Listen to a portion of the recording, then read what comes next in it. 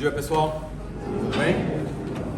Eu acho o seguinte, né? Acho que quem que está começando hoje? Todo mundo está começando hoje? Não? Levanta a mão quem está começando hoje. Acho que uma dica que eu dou para vocês é o seguinte: a gente nunca vai estar onde a gente planejou e a gente tem que corrigir a rota de planejamento. Eu não vou falar todo dia, mas pelo menos umas 2, 3 vezes por semestre é bom a gente corrigir a nossa rota de planejamento, né?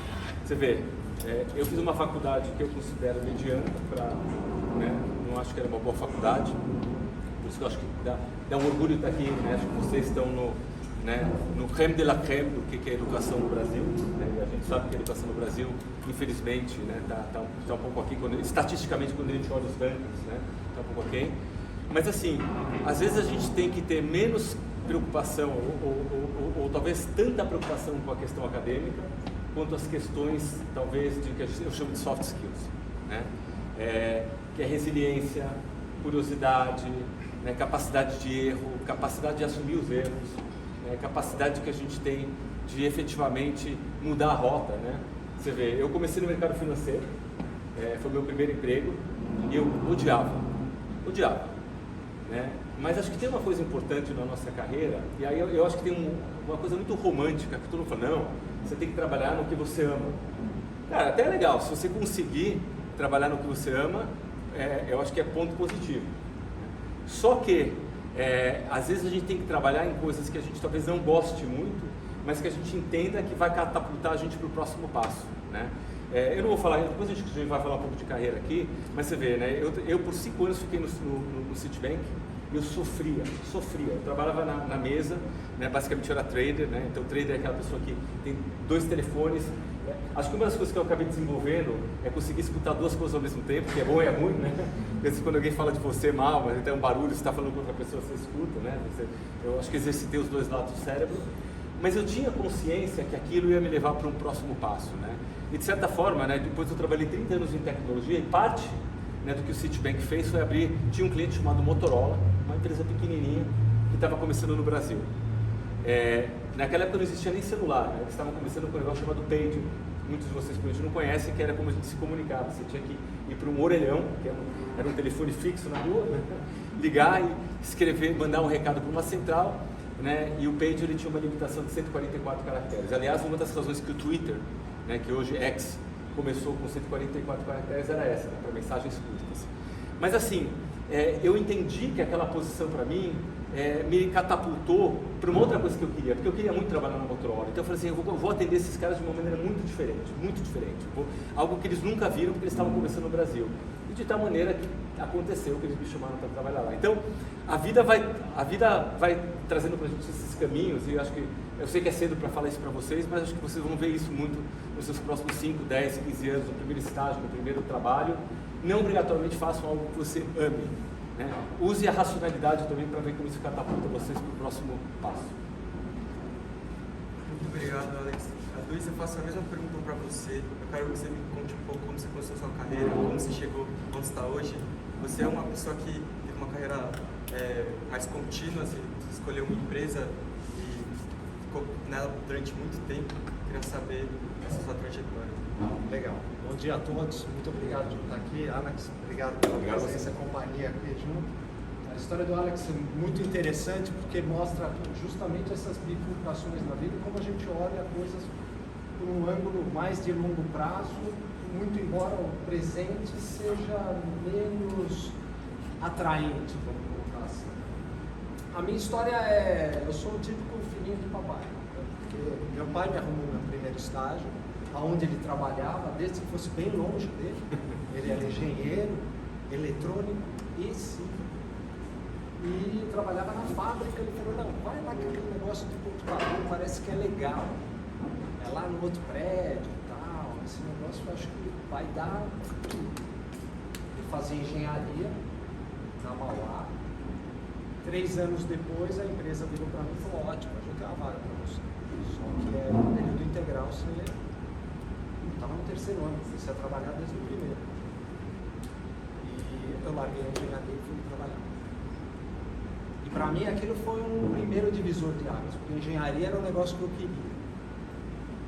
tive que abrir mão da engenharia para pegar o trabalho que me pareceu ser uma oportunidade de me catapultar para um outro lugar, especialmente porque era aquele negócio de tecnologia. Aí você vai fazer engenharia à noite, well, not so much, né? Não parece ser tão interessante. Né? Fui fazer administração, depois eu fiz mestrado, fiz um monte de coisa.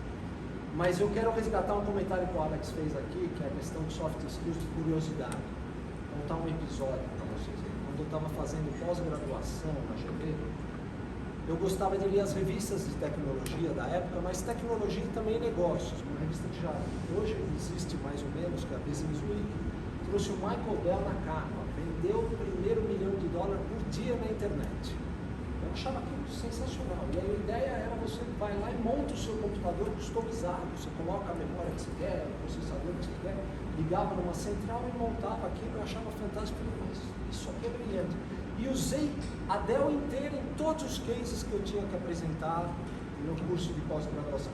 Meus amigos na turma falavam, você inventou, essa empresa não existe, nunca ninguém ouviu falar de Dell.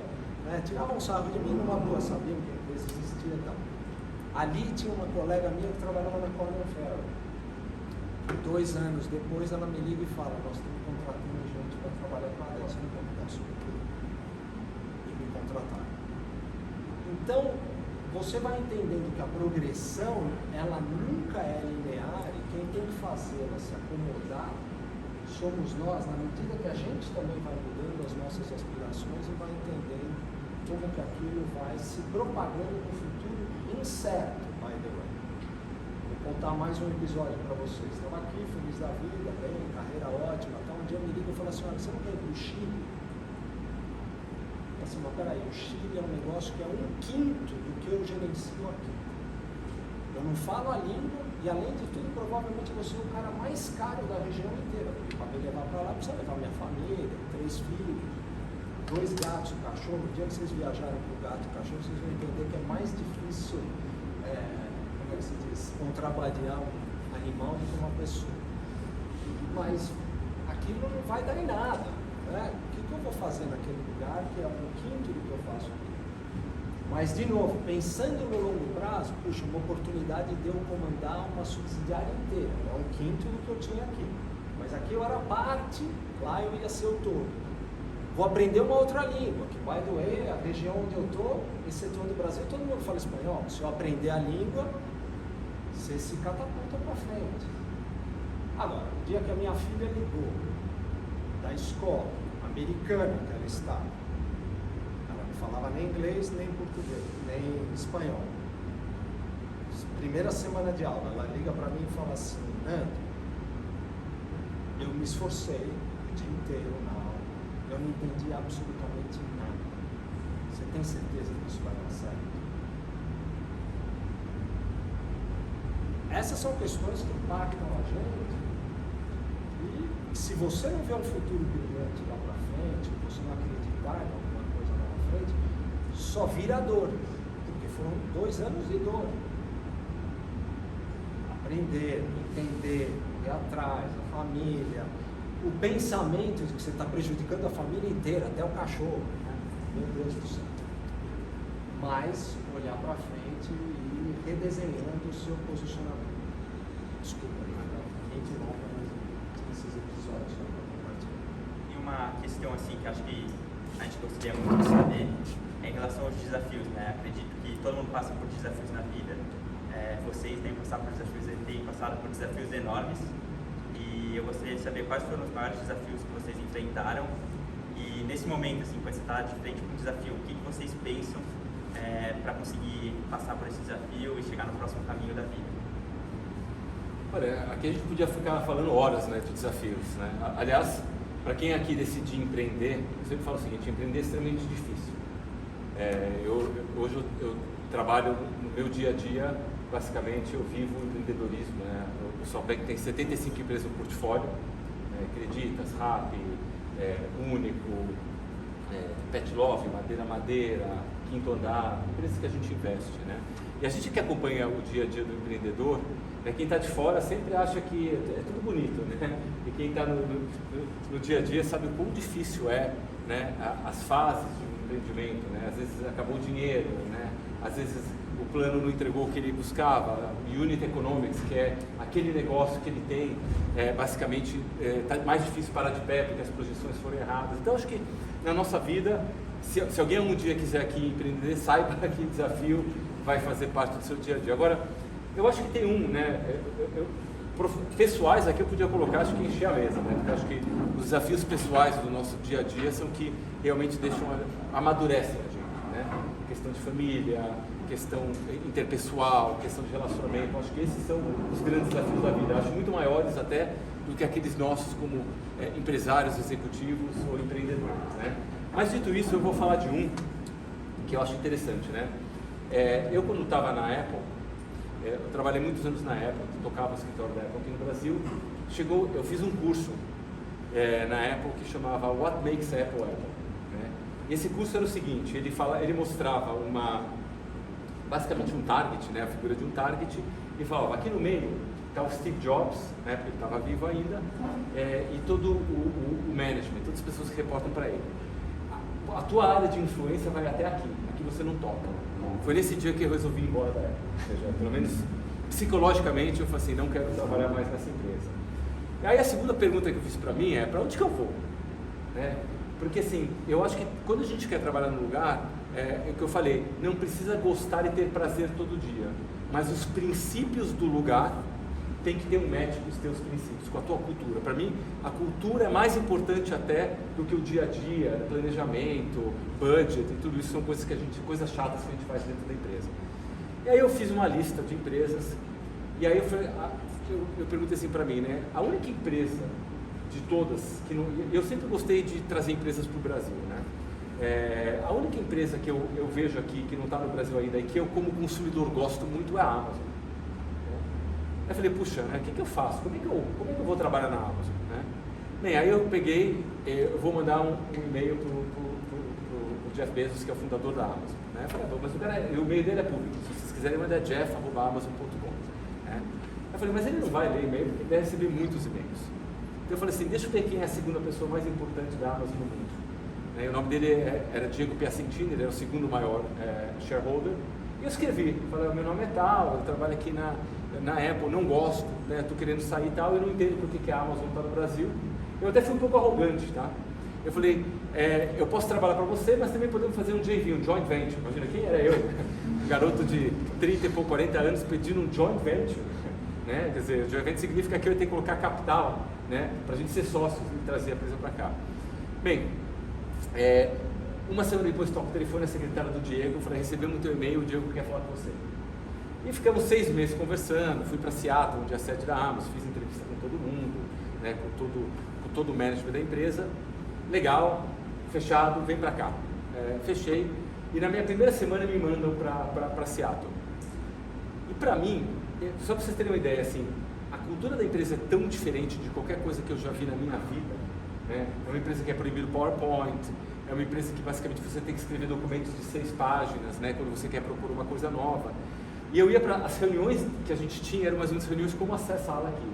Eram 50, 60, 70 pessoas, tinha uma mesa em U, todo mundo lia um documento nos primeiros 30 minutos e todo mundo discutia, né? E todo mundo que estivesse aqui, quer dizer, como vocês estão sentados aqui, eram pessoas da empresa toda que podiam questionar. Quer dizer, desde o estagiário a qualquer outra pessoa podia questionar o plano, né? E eu olhava aquilo e falei assim, eu não vou aprender isso aqui. Pra vocês terem uma ideia, eu ia para o banheiro e chorava, falei assim, o que eu estou fazendo aqui? Né? Então, ou seja, foi um desafio, e aí o que eu digo, né? Depois de quase 9 anos na Amazon, a gente se acostuma com tudo aquilo que é um corpo, né, externo, a gente vai se acostumando, né? A beleza da mente humana é que ela é extremamente adaptável. Né? Então, aquilo que parece ser estranho, para muitos de vocês, no primeiro dia de aula aqui na Poli, provavelmente deve ser muito estranho, né? Mas daqui a 6 meses vão estar se sentindo em casa, né? Então, foi um grande desafio para mim, de tal maneira que quando eu saí da empresa, 9 anos depois, até hoje eu sinto muito a falta daquela cultura. Então, eu acho que esse é um desafio profissional que eu acabei lidando, né, e que de certa forma é algo que se transformou muito dentro da minha capacidade de trabalhar.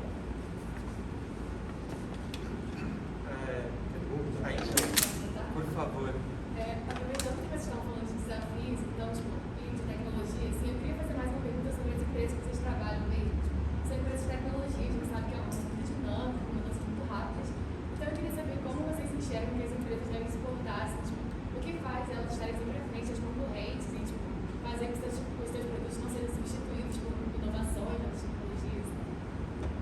Legal.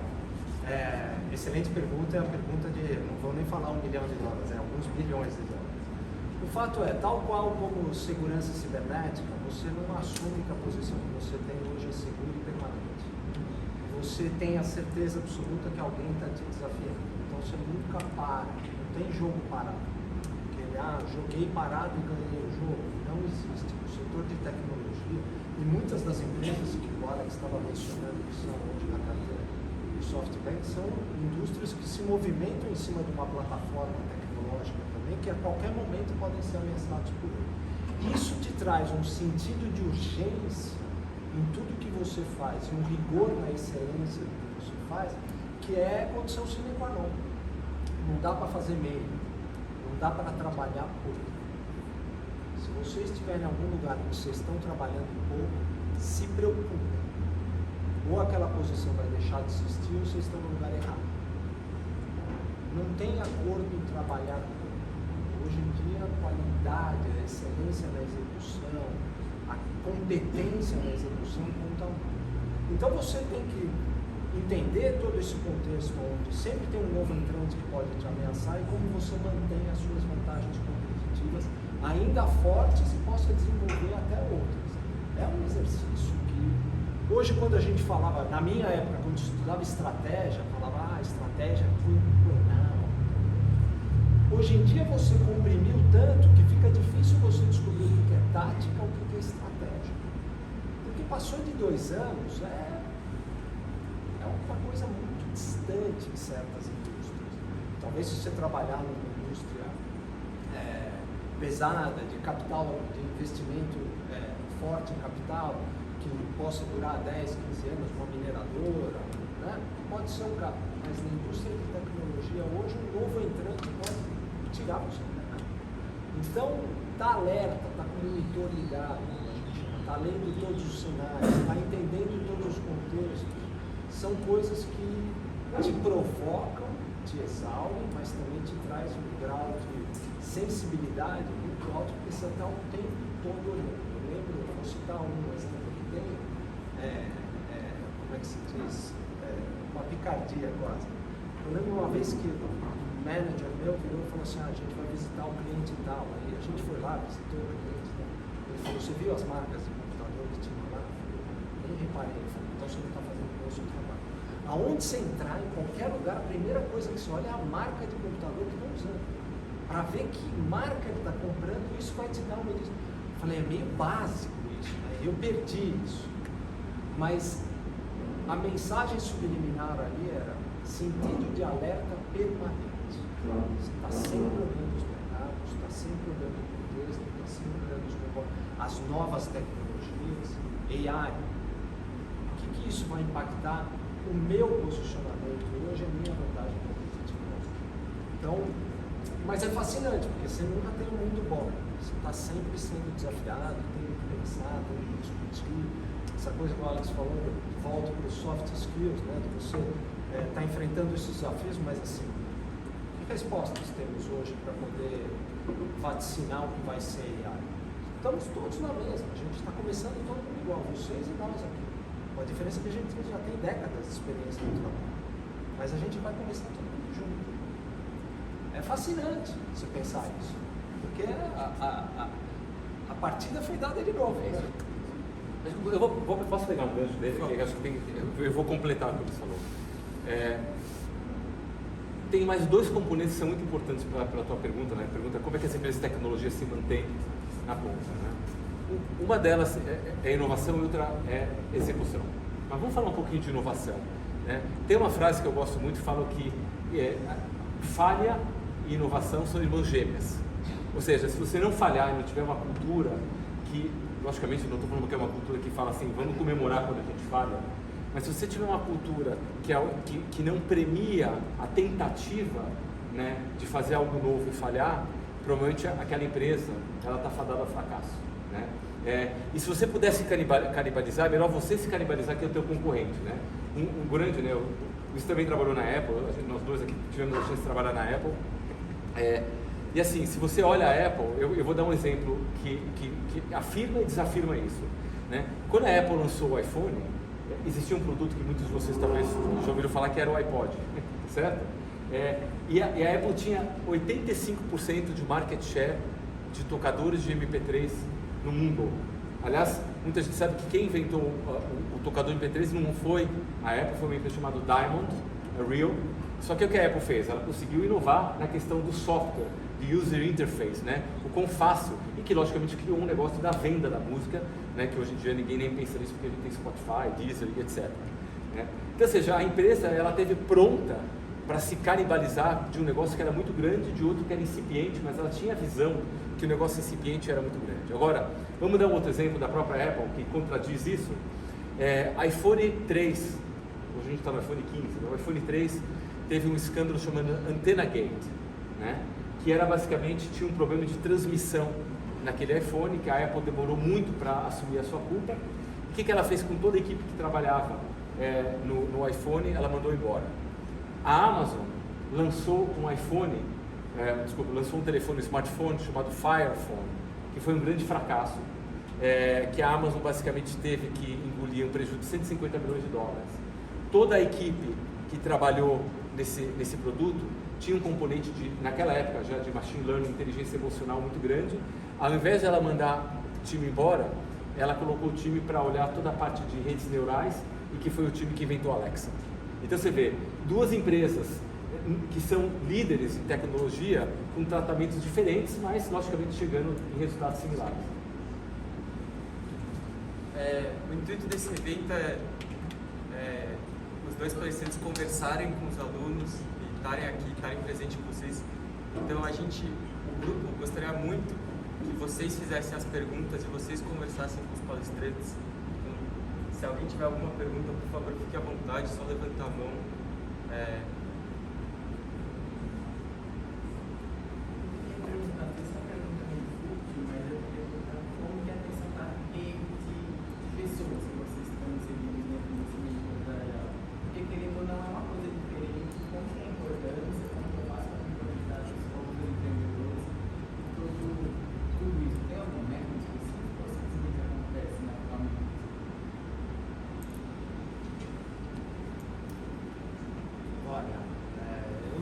Eu não arriscaria dizer que não existe um método, mas eu também não arriscaria dizer que o método se presta fundamentalmente para isso. Eu acho que é uma coisa muito dinâmica.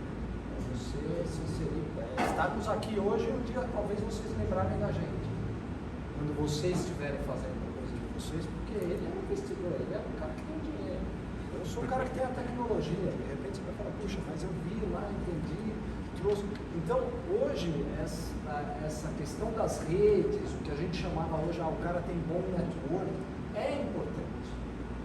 Não é essencial. É importante. Te ajuda, mas não é, eu arriscaria dizer que não é essencial. Você precisa estar conectado, você precisa entender, mas não é só tapinha nas costas. É mais do que isso. Precisa ter um conteúdo para conseguir fazer daquilo realmente se tornar uma coisa interessante. Então, mas sem dúvida nenhuma precisa desenvolver, porque no final do dia é essa rede que você constrói no seu entorno que pode te alavancar mais ou menos ou pode te orientar para evitar desastres absolutos, né? Às vezes alguma coisa que você poderia evitar caso soubesse ou tivesse orientação de alguém. Então, ajuda nunca. Ajuda, mas não é só ajuda que vai te fazer lá, vai precisar muito mais do que só ajuda. Eu acho que tem um outro ponto. Pense em você como uma marca, né? Ou seja, ninguém quer comprar uma marca que tenha preço ruim, que não entrega o que promete, né? Que basicamente, ou seja, eu sempre falo também muito, para mim marca, a melhor maneira de construir uma marca não é fazendo propaganda, não é anunciando, não é gastando dinheiro no Facebook, no TikTok, no Google. Né? A melhor maneira de fazer uma marca é inovando e fazendo algo diferente a mais do que você espera. Né? Então, acho que se você colocar isso para a sua vida, né, sempre ser uma boa pessoa. De novo, eu vou estar aqui meio tipo preaching, né? Sendo uma boa pessoa, tendo ambição, né, ajudando os outros. De novo, a gente, né, está conversando aqui, a gente adora isso aqui. A gente não está aqui para conversar com o futuro do Brasil porque a gente espera algo em troca.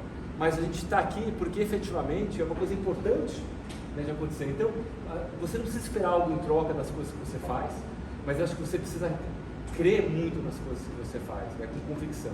E acho que a outra, né, acho que parte da, talvez, de novo, cada um de nós tem uma personalidade diferente, né, mas eu diria o seguinte, se você pudesse, algo que você queira muito, seja cara de pau. Né? O chavão aqui acho que é válido, né? O não a gente já tem, tá certo? Então acho que eu iria por aí.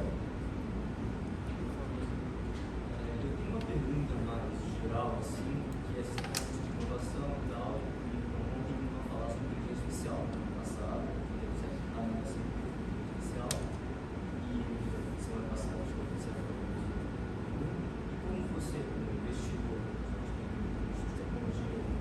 participante da tecnologia, se posiciona assim hoje em relação a isso e também para principalmente o trabalho, como vocês se relacionam com a questão individual, com isso, como vocês usam, vocês não usam, como vocês interagem com isso.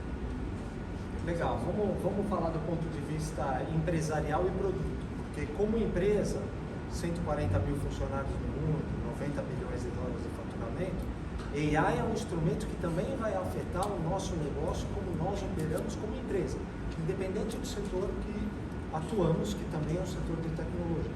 Então, voltando àquele comentário de que não dá para jogar parado, você não pode olhar passar pela sua frente. Você precisa estar já hoje experimentando, exercitando, criando seus modelos, desenhando os cenários possíveis do que será uma empresa deste tamanho usando automação e inteligência artificial derivada da mesma. Né? A automação derivada de inteligência artificial. Existem várias estimativas que colocam que há uma oportunidade entre 4 e 7 trilhões de dólares de melhoria de produtividade em qualquer atividade que se faça no mundo hoje, derivada de adoção de automação de inteligência artificial.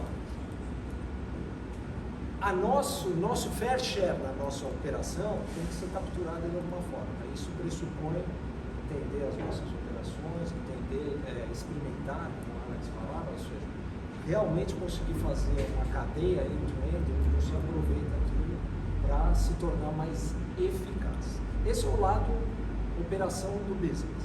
Aí tem o lado produtos.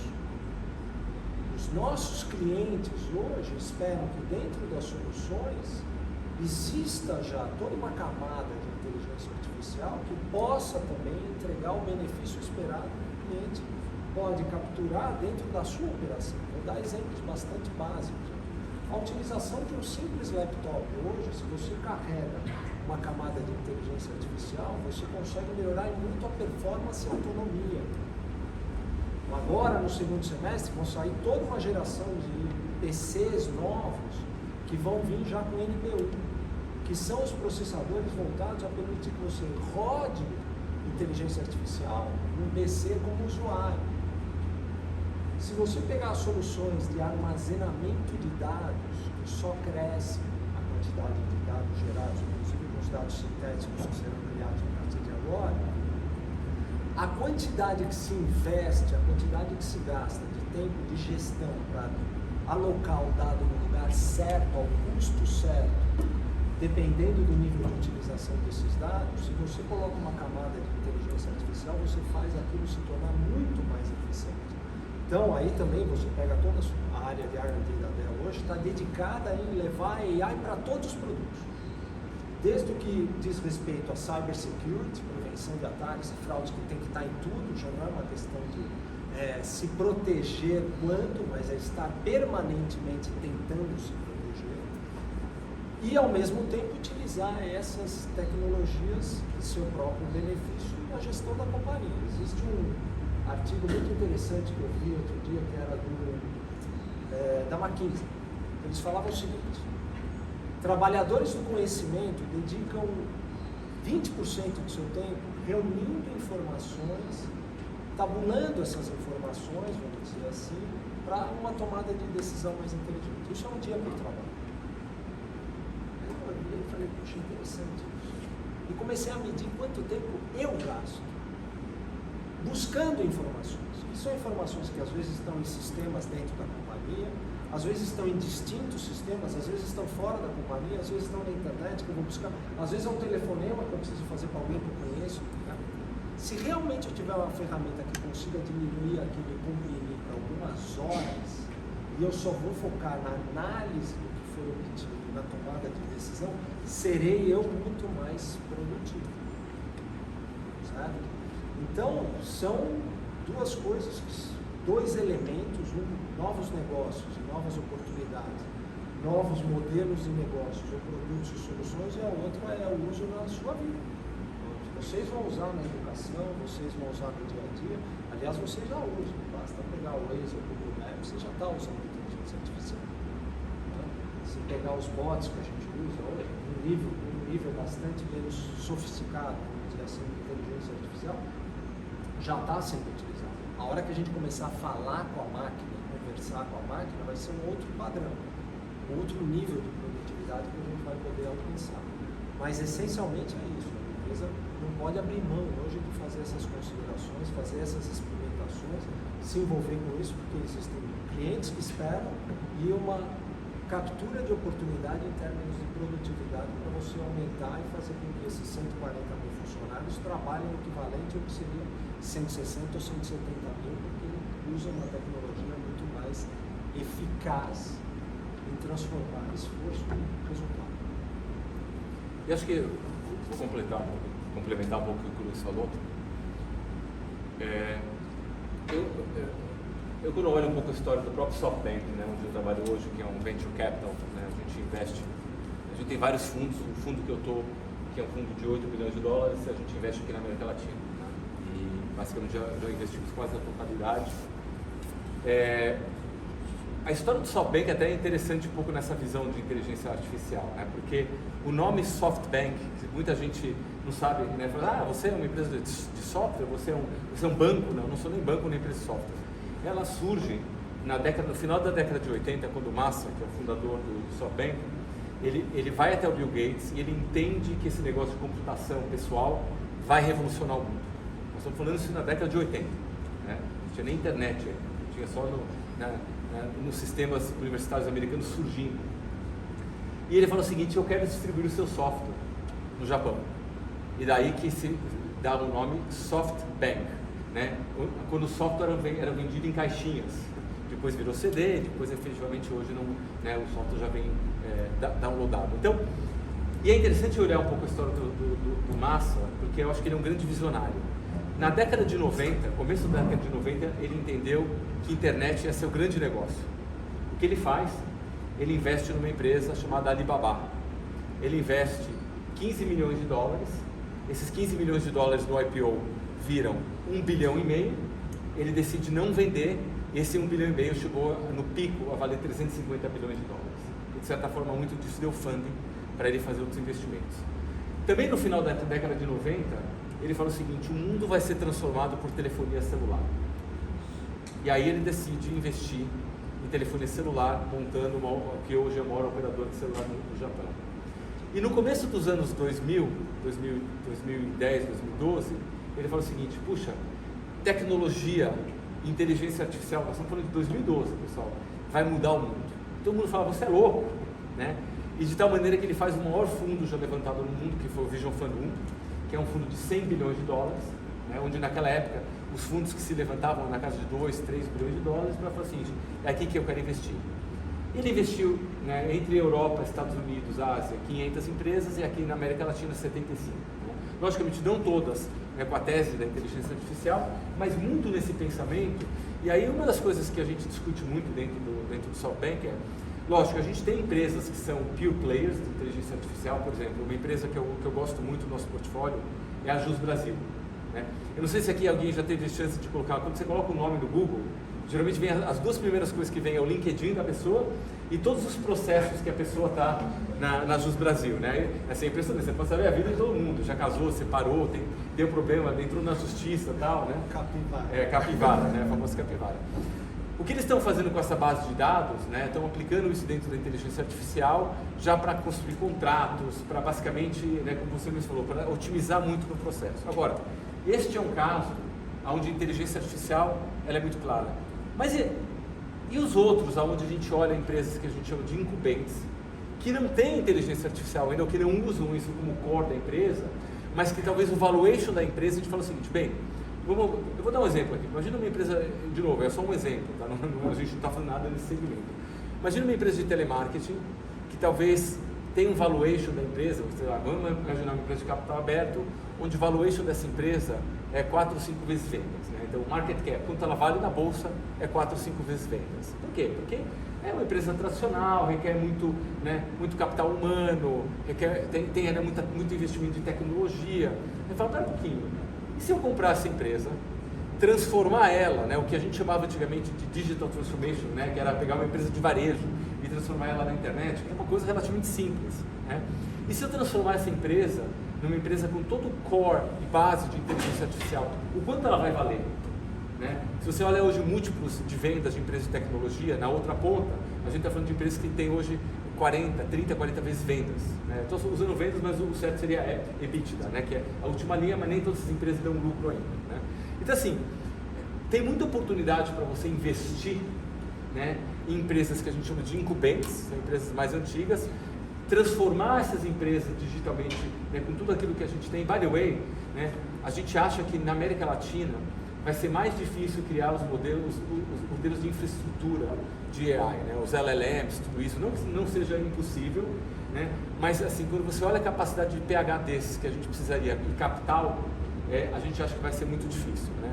Por outro lado, muitas dessas empresas que estão surgindo vão ter APIs, né, que vão se ligar para que as pessoas na América Latina possam fazer o que a gente chama de application layer, né, desenvolver as aplicações. Então é aí que a gente está olhando muito as oportunidades de investimento. Bom, a gente vai abrir para a última pergunta agora, que a gente tem que encerrar meio-dia, mas, por favor. Então, eu tenho duas perguntas, na verdade, que são bem similares. Fala mais alto. Tenho duas perguntas, na verdade, são bem similares. Voltando à questão que o Alex tinha falado, né, da diferença da cultura entre a Apple e a Amazon, e toda a história, né, que a gente fez a Alexa, eu queria saber se você vê que teve algum elemento na cultura da Apple que foi essencial para o sucesso da empresa. E outra pergunta que eu queria saber de vocês dois, assim, quais elementos a gente deveria buscar na cultura de uma empresa na hora de procurar um lugar para trabalhar e que a gente possa se desenvolver? Você quer começar a fazer a segunda? Vou responder. Olha, eu demorei muitos anos para entender que eu me encaixava naquele lugar. Então começa também de um self-learning, um self-awareness, né? De você se entender, você se compreender, para falar, eu me sinto bem neste lugar. Não necessariamente precisa ser um lugar gostoso, você que se sente bem. Eu conheço gente que entrou na Dell e odiou. Por quê? Porque trabalha muito, é pesado, essa coisa de estar ligado o tempo inteiro, 100% capacidade analítica é a primeira conversa que você tem, depois é o que você acha que vem na conversa, então você precisa estar sempre preparado para qualquer conversa que você vai ter. Demora um tempo para você se achar ali e falar assim, aqui eu navego bem. E outros critérios também, como transparência, como é que se diz, uma empresa muito achatada do ponto de vista hierárquico, ou seja, vou usar aqui o exemplo que o Alex falou do Steve Jobs. O Michael Dell eu conheci um mês depois que eu fui contratado, eu conheci o Michael Dell. Ele veio inaugurar a fábrica aqui no Brasil e fez uma reunião com todos os funcionários, inclusive eu. E dali para frente, de 25 anos fast forward, que é o tempo que eu estou na companhia, já me reuni com ele muitas vezes. Uma pessoa acessível, pé no chão, tá lá. Glamour zero. Glamour zero. Você leva o dinheiro para casa e faz o que você quiser, mas dentro da empresa, espartano nenhum tipo. Tudo simples, arrumadinho e tal, mas não gastamos dinheiro com futilidades. Não tem clube de golfe, não tem corner office, nada disso. Então, são coisas de cultura que você... Mas a cultura da empresa, muito embora tenha alguns critérios que são indiscutíveis, que você pode identificar, tem outros que você vai desenvolver em torno da sua própria experiência, do seu próprio autoconhecimento. Você vai falar, aqui eu me dou bem porque eu sou desse jeito, que se encaixa bem aqui. Eu sou desse jeito é uma pergunta que demora alguns anos para se encaixar. Sim, responder. Eu vou pegar a tua segunda pergunta, mas vou entrar um pouco já no que o Luiz falou, só para a gente também, por causa de tempo, né? A tua pergunta foi o que a Apple tinha de mais importante, né, na questão do sucesso dela. Eu diria que simplicidade. Né? Eu lembro uma vez que a gente teve, né, a gente tinha Stonehouse com o Steve Jobs, né, e ele falava muito bem, né, e aí ele falava o seguinte, a frase que ele disse foi, e me marcou isso, eu tenho mais orgulho das coisas que eu falei não do que das coisas que eu falei sim. Ou seja, no nosso dia a dia, e simplicidade não é ser simples, porque para você fazer algo simples, exige uma complexidade de pensamento, de tempo, de esforço muito grande até aquilo virar algo simples, né? que alguém entenda, que seja fácil. Né? Eu acho que quando a gente olha UX, né, UI, né, dos produtos da Apple, para quem usa Apple, não Android, entende um pouco isso, né? Porque a simplicidade, por exemplo, é algo intuitivo, que você não precisa abrir um manual para ler. Mas, de novo, para você chegar até lá, são anos e anos de esforço. Então, acho que um pouco respondendo a tua pergunta. A segunda questão da questão da cultura, né? Eu acho assim, quando você for trabalhar numa empresa, muitas das empresas, elas têm muita coisa escrita sobre elas, né? Lê, pesquise. Por exemplo, eu quando fui para a Amazon, logicamente, a primeira cultura que eu falei assim, essa empresa respeita o cliente. Né? Então, tem uma palavra chamada Customer Obsession, que é uma palavra que leva-se ao pé da letra. E eu lembro na minha entrevista, né, depois a gente aprende a fazer, uma das artes da Amazon é fazer entrevista. Exatamente por isso, né, para ter certeza do match do candidato com a cultura da empresa. Né? Então, uma das entrevistas que eu fazia muito para as pessoas era o seguinte, me dá um exemplo de Customer Obsession, né, que você realmente fez algo pelo cliente. 90% das pessoas falhavam nessa resposta, porque essa resposta, ela na verdade está muito ligada com a visão de longo prazo, que a gente chama de LTV, Long Term Value, né? Não obrigatoriamente você precisa fazer dinheiro naquele cliente nos próximos meses, né? Lógico que todo mundo quer monetizar em cima do cliente. Então, às vezes, você tem que fazer algo a mais para o cliente, e eu lembro disso, assim, eu vou dar um exemplo aqui. Uma vez eu recebi no meu LinkedIn, e Customer Obsession é que a gente tem que estar ligado no cliente 24/7, tá? Eu recebo no meu LinkedIn uma pessoa que eu não conhecia, que falou o seguinte, olha, eu entrei num táxi, a pessoa que saiu do táxi esqueceu um Kindle, e eu estou com esse Kindle na mão, como eu também sou um usuário de Kindle e eu gosto muito do meu Kindle, eu queria que a Amazon pudesse ajudar a achar esse usuário do Kindle que deixou no táxi. Aí eu peguei, mandei para uma pessoa do meu time e tal, né, e já sabendo que a pessoa ia resolver, porque lá na Amazon, qualquer coisa de um cliente, você vai até o fim, não importa, cada cliente é um cliente, não é? A gente não está falando no agregado nem na média, aliás, média é sempre burra, né? Eu adoro, às vezes a média te diz uma coisa, as anedotas de um cliente te dizem outra que você pode tomar uma ação. Muito bem, mandei para essa pessoa, uma semana depois eu perguntei para ele se estava resolvido, ele falou que estava, e aí, logicamente, né, como é que você resolve um problema desse? Ponto 1, a gente não pode abrir o nome do cliente que esqueceu o Kindle porque tem questões de privacidade. Então, o que nós fizemos? Né? Nós pedimos para que ele mandasse o Kindle para a gente, nós recebemos o Kindle, nós pegamos o endereço do cliente, colocamos o Kindle para o correio, né, para esse cliente, e a pessoa que achou, a gente deu um Kindle novo para ele como agradecimento por ele ter ajudado o outro cliente. Ou seja, ninguém pediu autorização para mim, olha, posso fazer isso? Isso já está embutido na cultura da empresa. Né? Então, esse Customer Obsession, né? E aí, logicamente, se você ler os 16 princípios da Amazon, lógico, você não vai contratar uma pessoa que é perfeita nos 16 princípios, mas curiosidade, está aberto a falha, tomar decisões baseadas em dados, não eu acho, né? Essa questão, né, de ser extremamente frugal, né? As pessoas não acreditavam, eu não viajava de business na Amazon, e assim, pessoal, ir para Seattle de São Paulo, só tem 2 lugares piores no mundo para você ir, Anchorage, que é no Alasca, e Honolulu, no Canadá, do ponto de vista de duração de tempo, né? Eram 24 horas, lógico que eu fazia às vezes o upgrade com o meu próprio dinheiro, porque a Amazon fala o seguinte, primeiro, se eu tirar a business class, as pessoas só vão viajar quando precisa, né? Ponto 1. E segundo, esse dinheiro que eu estaria gastando, que custa a passagem 4, 5, 6 vezes mais, eu prefiro investir no cliente. Se eu investir no cliente, vai gerar mais valor, se gerar mais valor, a ação vai subir, se a ação subir, você vai ganhar mais dinheiro. Né? Então, é simples, né? Como a gente resolve um problema. Então, eu acho que a cultura, você tem que ver se aquilo lá está a ver, né? Talvez tem pessoas que falam, não, eu não vejo, eu só trabalho no preço que eu posso viajar em business class. Amigo, desculpa, então não é para você. Sorry. Next. Muito obrigado, Luiz. Muito obrigado, Alex. Pessoal, vamos tirar uma foto todo mundo assim com a gente, né? Vamos?